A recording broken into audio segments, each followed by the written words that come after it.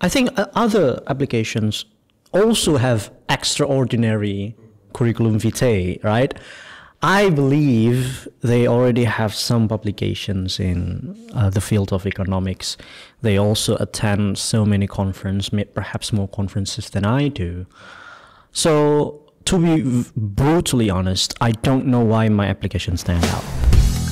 Welcome to the Student Talk series, a podcast where UIII students discuss various stories about students' life that the general public may not be familiar with. Dari awal masuk aja udah ditanya, kamu interest di bidang apa, gitu ya.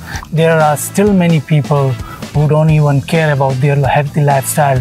All hilarious, engaging, and heartbreaking stories will be told lightly and in casual way. Enjoy the show.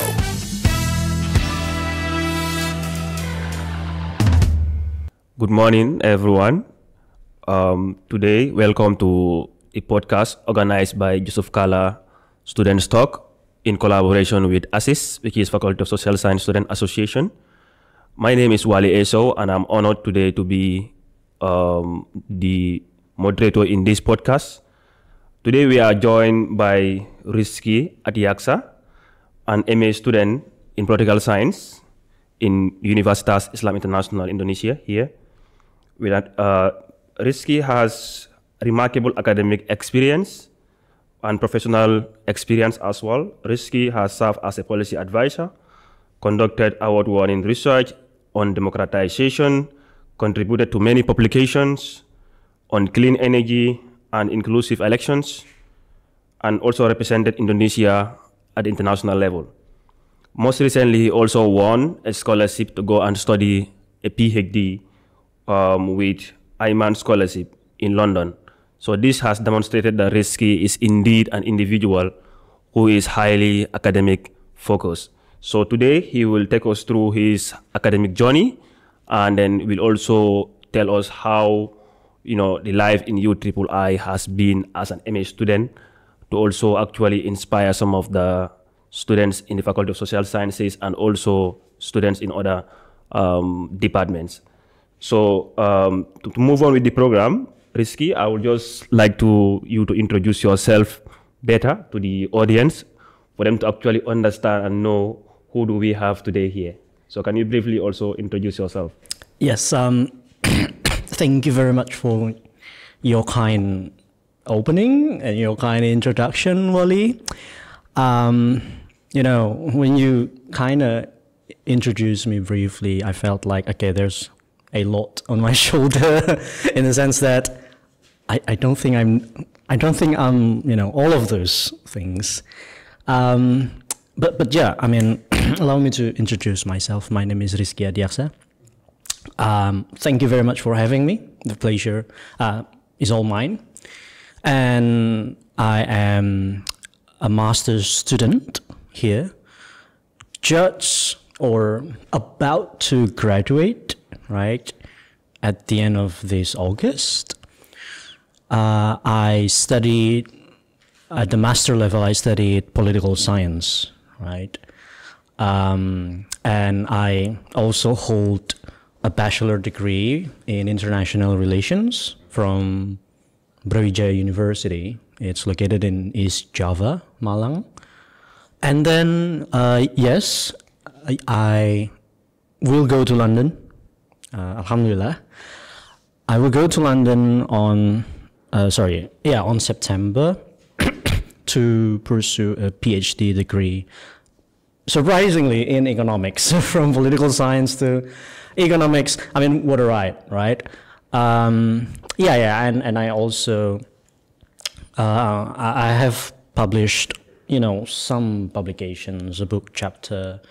There are some research papers, manuscripts that I'm still working on, finalizing those research papers, and I'm trying to get it published. So perhaps that's a very brief introduction of myself. Yeah, thank you so much for your introduction. I think looking at your journey, you have combined both academic experience and also professional experience as well.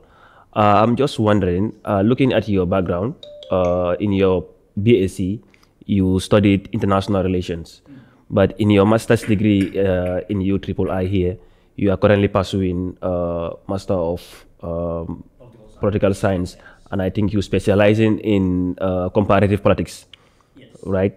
So why the twist turn? Like, because you studied international relation in your undergrads, so most people will expect that you will do under your Masters of Political Science, specializing on international relations, since the university is having a program on the international relation. Right. But then we are seeing you studying comparative politics instead of international relation. Why? What inspired you to move to comparative politics instead of international relations? Very interesting question, right? First of all, I would like to say that international relations is actually, it is, I made a turn, but the turn is not that sharp, right? In the sense that if you have a training in international relation and then you move to political science, it's not that big of a detour, because the anchoring discipline of international relations is actually political science. If I'm not mistaken, I think in the US, right, international relations is actually a sub-discipline of political science. So the main discipline is political science, and then you have two sub-disciplines, or three sub-disciplines actually: comparative politics, international relations, and political economy. I think scholars are debating whether political economy is actually a sub-discipline of comparative politics, right?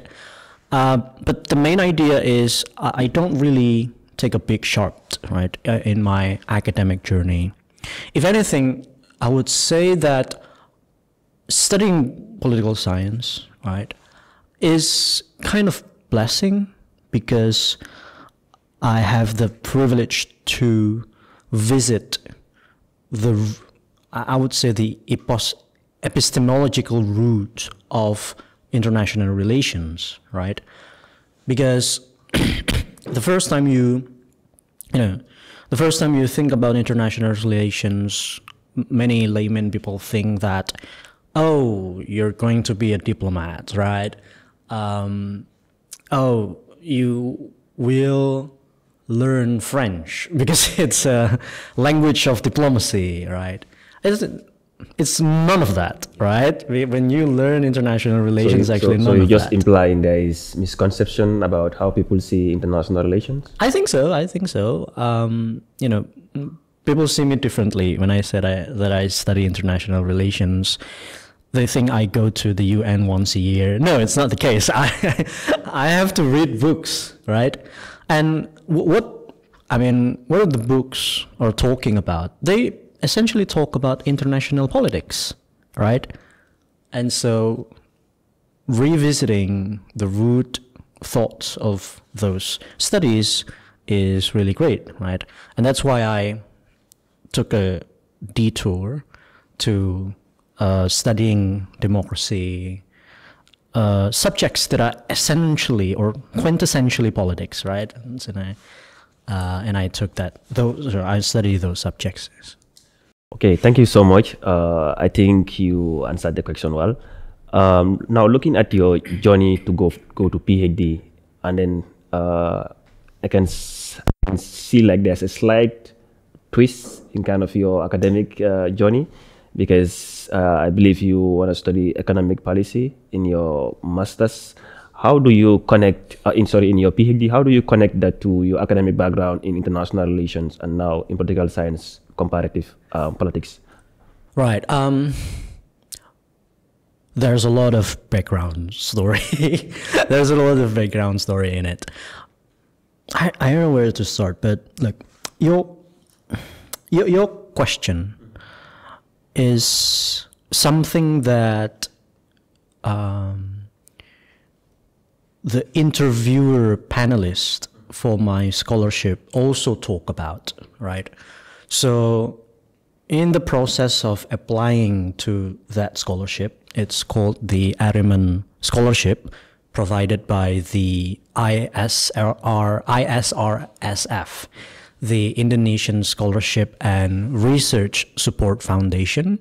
They have they have aided quite or a number of young Indonesians to study in the US and in the UK. Some of them have returned to Indonesia holding PhD degree, which is good, right? Yeah, as I mentioned before, I had to go through 2 rounds of interviews. And the ones who interviewed me was a very prominent scholar in political science by the name of Professor Jeffrey Winters. And Jeffrey Winters has a very influential book entitled Oligarchy. He talks about oligarchy in Indonesia. It's a very fascinating book. He's the one who interviewed me. And one more person is an economist, right? Jonathan Pincus, right? Professor Jonathan Pincus is also a very prominent scholar. I think his dissertation talks about, class struggles in Central Java, Indonesia. He talks about the peasantry dynamics, right? The class dynamics in Central Java, right? So you can imagine I'm applying for a PhD and there's 2 giant scholars interviewing my research proposal, right? And they knew that my background is all about politics, right? However, I tried to market that, look, I know a little bit of economy because I study political economy, right? And if you study political economy, you need to at least know a little bit of macroeconomics, right? Maybe not microeconomics, but more like a macroeconomics, right? And that's how I marketed. And very interesting, Professor Jeffrey Winter said that you maybe have background or academic background in political science, but you can still have PhD in economics. It's okay. I mean, interdisciplinary arrangement, let's say, right, is actually accepted outside, right? So it's not that big of a deal. Like, if you have an undergraduate in history and then you have PhD in physics, why not, right? You will have a very rich perspectives, right? And you might have some novelties in your research because you combine all of these perspectives, right, in your thinking. I think that's. Yeah, thank you. I think you've already mentioned that interdisciplinary is very, very key and it's very, very important. And when one studies political science, it is not that you only want to remain in the international relation era or international relation aspect or comparative aspect, but also you can go to other areas like economics to go and do your PhD or second masters. I'm just wondering, like, I saw the scholarship online. I googled the scholarship to see how competitive the scholarship is, and I realized that it is highly competitive. So what made you stand out to actually get this scholarship to go and pursue PhD while you are even in your second masters, or while you are even in your master's degree program? I will ask that question to Professor Jeffrey Winters and Jonathan Pincus again, because I don't know why my application stands out, right? I mean, if you're looking for someone to be trained in economics, right, to pursue PhD in economics, I don't think you're looking for someone like me.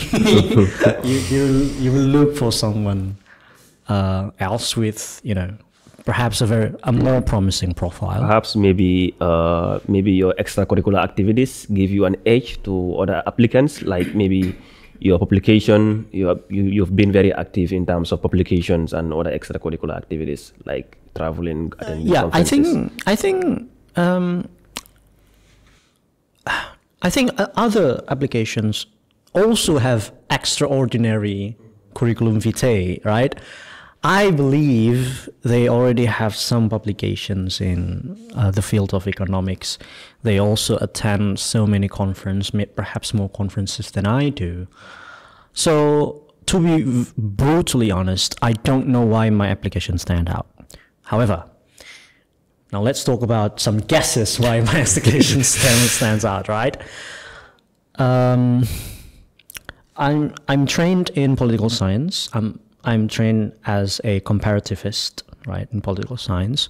So what I can do is I applied those trainings into my research proposal, right? Because in the application, I had to write down like 1,000 words, perhaps only 700 words, to talk about my research. My research plan, right? So it's essentially a research proposal, but only 700 words, right? So it's a very concise, research proposal. And I applied my comparativist view on it. And it has to touch economic dimension, right?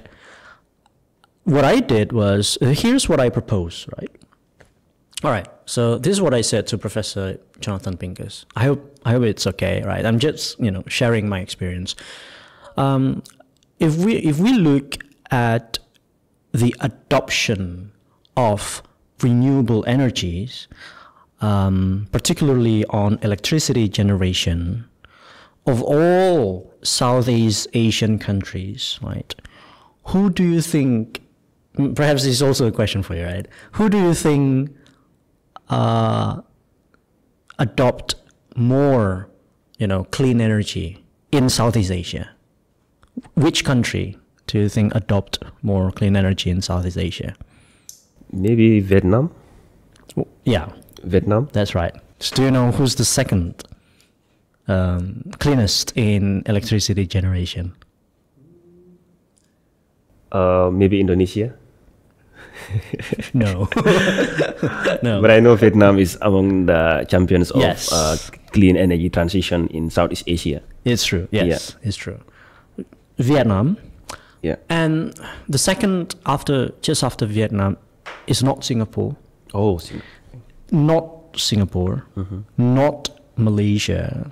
The two richest country in the region is actually Cambodia. Right. Now, if you look at it, I think these facts, right, these comparative facts violate many, I'm not going to say many, but violate some of the most influential political economic theory, right? Because the theory kind of says that technological transformation and technological adoption is more probable in rich countries, right? Because let's say buying a solar panel, it is more probable for Singaporeans to buy a solar panel rather than Vietnamese, right? Because they have the money to transition. It is more probable for Malaysians to buy a rooftop solar panel rather than Indonesians, right? Because it's more probable, right? Does geography matters? Geography does not matter because all Southeast Asian countries are within the equatorial line, right? And we have roughly the same exposure of sunlight, right? And so in terms of the incentives to transition to at least solar panel, we basically have the same incentives, right? So those are the, when you look at the comparative view, you might uncover some puzzles, right? Puzzles that you can market to these giant scholars and to convince them that, look, here's the puzzle, right? I want to research this, and this is a very pertinent issue, right? I mean, energy transition is, we talk energy transition every single day, basically. It's a very pertinent issue, and I think for my PhD, I will research this. And they buy it. And they think that, okay, you're worth the scholarship, right? Your idea matters, your idea is important, and we believe that you can make a scholarly, at least, right, scholarly contribution, hopefully policy contribution in the future. So if I can understand your response is like what make you stand out is more of like your research proposal, because what you explain here, like your research proposal looks unique, you know, and for the fact that it is very, very relevant, looking at it talks about, I think, energy transition, as you mentioned, and we all know like currently climate change is an issue that is trending globally, and you know there are so many research we need so much of research into climate change policies, either in energy transition or climate finance or things like that. So I think, you know, based on my own observation, I think the reason why your application stand out is because of your research proposal, and I think it is very, very relevant to the scholarship you applied, and then also for you also your academic career. And then I think you were also able to convince the panel to actually, you know, believe in your potentials and then actually understand that what you want to research is very, very relevant in terms of climate policy, especially within Southeast Asia. So I think the main takeaway, right, for that is you have to have a strong research proposal, right? And you have to understand your research proposal inside out. That doesn't mean that you have to have a perfect research proposal. No. My exchange, I mean, I experienced 2 rounds of interviews with these scholars, and they said that, I mean, there are many times where they said, look, here's the weakness of your research proposal. Yeah, we had that, right? I mean, what do you expect from someone who hasn't finished his master's degree to have a research proposal, right? They pointed out the weaknesses in my research proposal, but yet they still believe in this research proposal. So what's the key takeaway once again? You have to have a strong research proposal. You have to showcase that you can make a meaningful research puzzle, right? And you have to be able to persuade, you know, your research plan. I think that's the main issue.